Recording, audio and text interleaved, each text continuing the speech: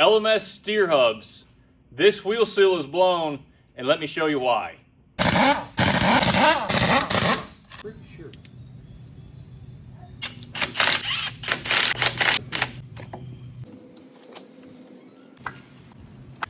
I'm gonna use the chisel. Check it out. Dude, it's almost sheared it off.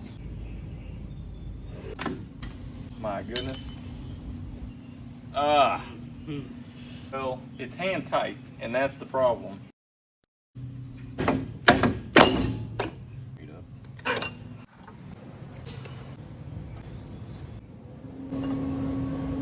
Now, if you were watching me take this apart, you knew that this was an LMS wheel hub because of this identification ring that was installed on the inner nut of our 3-piece nut system.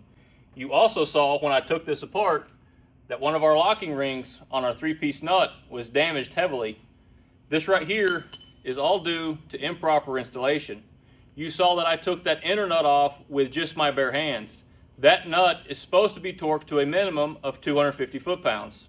When that nut is installed loose, it actually allows cone race rotation on the inside of your bearings, and it will also let your spacer spin on the spindle as well. Let me show you how this setup actually works without the hub to clear up any confusion. When this LMS style hub is set up properly, it actually locks both inner cone races of your bearings, this spacer, together against the back shoulder of your spindle.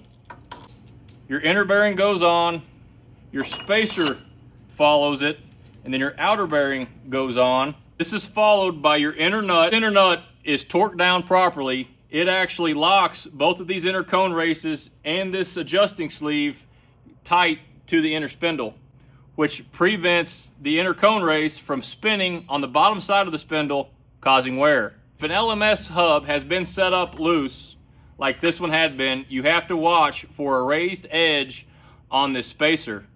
That affects the space between these two bearings, which also affects your bearing preload. So if this has been ran loose, it is advised not to reuse these if they are damaged. This inner nut torques to 250 to 300 foot-pounds with no back off, meaning you advance it only if you need to line up your locking ring on your 3-piece nut. That is followed by your washer with your dimple in it, and finally your locking nut. This locking nut torques to 200 foot-pounds plus or minus 50, but do not forget to install your LMS ring to identify this hub for the next guy.